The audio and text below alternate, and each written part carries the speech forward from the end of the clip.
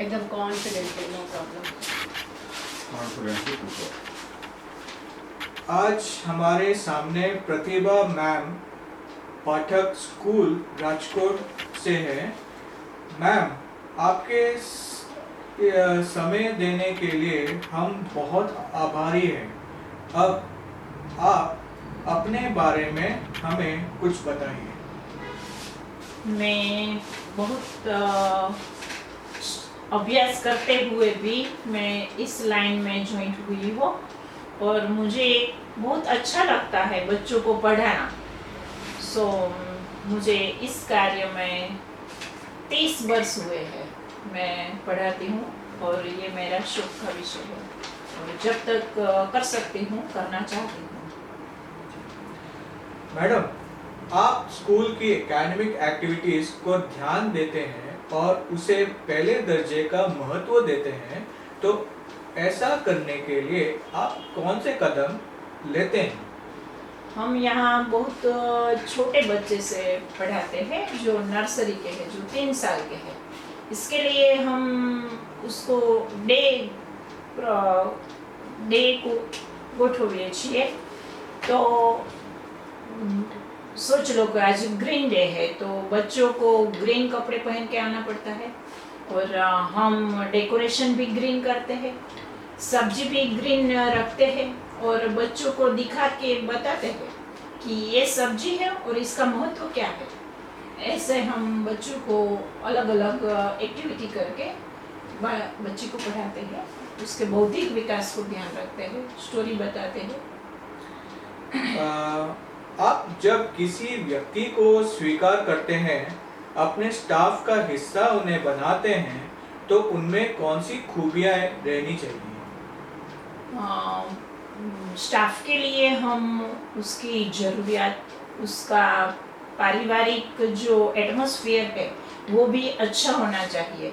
अगर उसके घर में भी झगड़े होते हैं तो वो टीचर बच्चों के साथ ठीक से व्यवहार नहीं कर सकते, वो बच्चों के साथ प्रेम से रह सके, वो हमारा प्रायोरिटी रहता है और उसका माइंड क्लियर हो, बच्चों को पढ़ाना ही हो, वो सब हम देखते हैं। आप अपने स्टूडेंट्स के ज़रूरतों की कैसे देखभाल करते हैं? हम उसको प्रोत्साहन करते हैं, जो उसके माता पिता जो होते हैं उसके घर में कभी कभी जो झगड़े होते हैं तो बच्चा सुबह बहुत डिस्टर्ब होके आता है, वो लंच बॉक्स नहीं लाता होता क्योंकि उसके घर में रसोई नहीं बनती सुबह सुबह।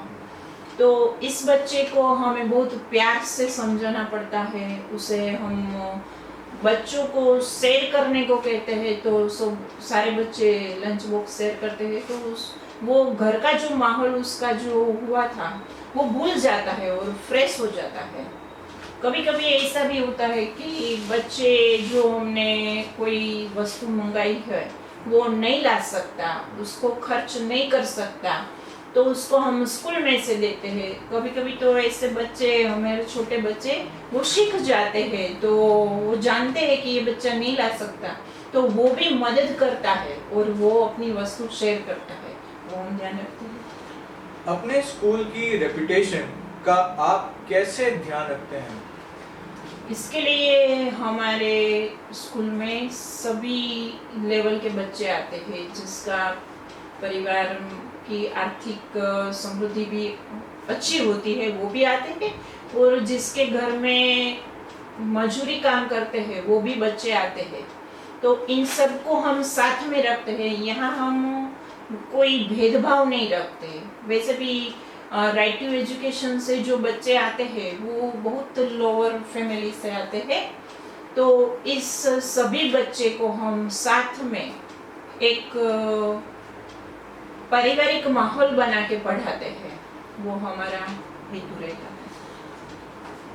अनुशासन एक व्यक्ति के जिंदगी में काफी महत्व होता है और उसी तरह एक स्टूडेंट की अनुशासन आप किस तरह से ध्यान रखते हैं?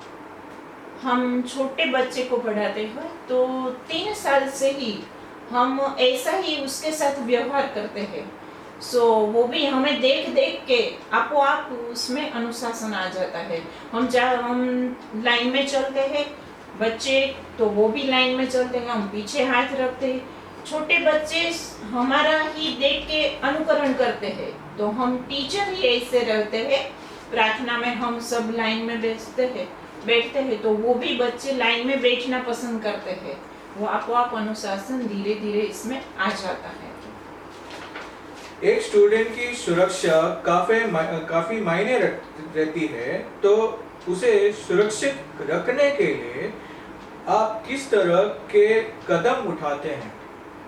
हम स्कूल का जो वातावरण है वो सुरक्षित रखते हैं। हम जो बच्चे वाहन में आते हैं उसका हम कॉन्टेक्ट नंबर रखते हैं। अगर किसी बच्चे को पहले लेने आने होते हैं तो हम पेरेंट्स को फ़ोन करके जानते हैं, इसलिए पेरेंट्स भी अपने बच्चे को स्कूल में सुरक्षित महसूस कर सके। और हमारे स्कूल का वातावरण भी ऐसा होता है, एक क्लास में 2 टीचर होते हैं, एक पढ़ाते हैं तो दूसरा सभी बच्चों पर नजर रखते हैं, कोई भी शरारत ना कर दे, किसी को कोई लग ना जाए, ऐसे वातावरण होता है।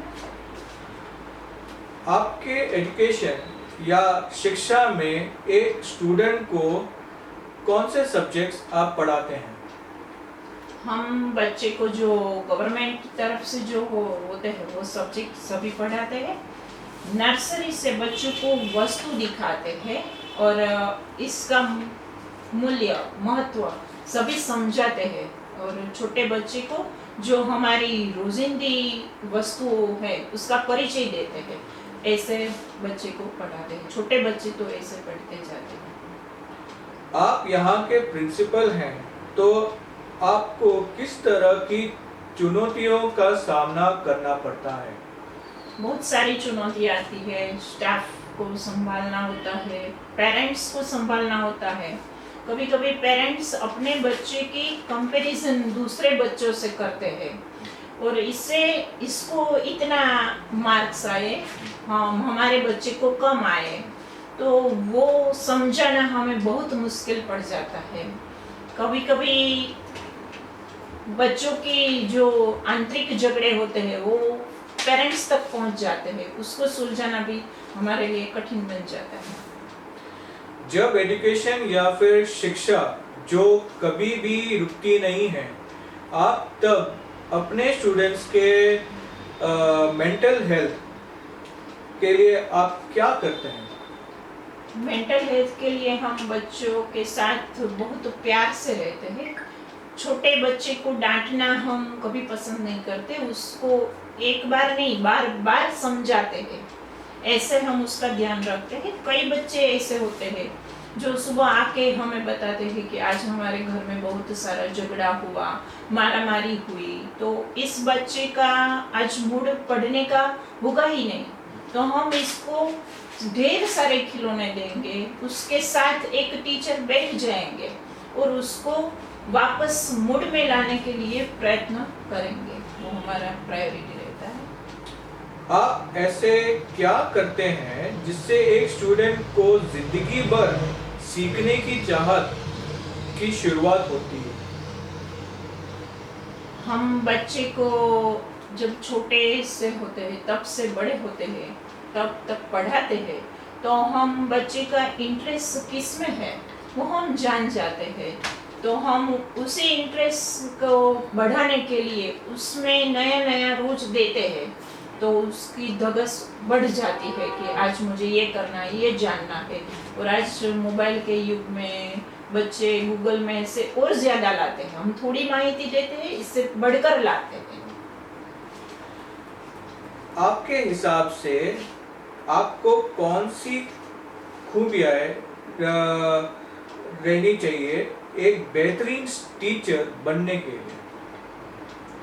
आज के युग में टीचर होना एक बहुत बड़ी चैलेंज है, क्योंकि आज हर छोटा बच्चा भी मोबाइल गूगल देखता है।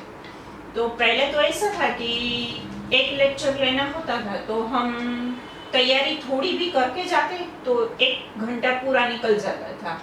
अब बच्चे इतने एडवांस हो गए हैं जो आपने एक भी वाक्य गलत बोल दिया तो बच्चा गूगल में से जान के आपको सही वाक्य बताता है। तो टीचर होने के लिए हमें हर दम सीखना पड़ता है, हर दम हमें नया नया लाना पड़ता है, तभी बच्चे क्लास में बैठते हैं, वरना बैठते भी नहीं, वो अदर एक्टिविटी करने लगते हैं। अगर उससे नया नहीं दिया तो उसका पढ़ने में इंटरेस्ट ही नहीं रहता है। तो आज के लिए टीचर को अंत में मैं सिर्फ आपसे ये कहना चाहता हूँ कि मैं इस मौके के लिए काफ़ी आभारी हूँ। शुक्रिया।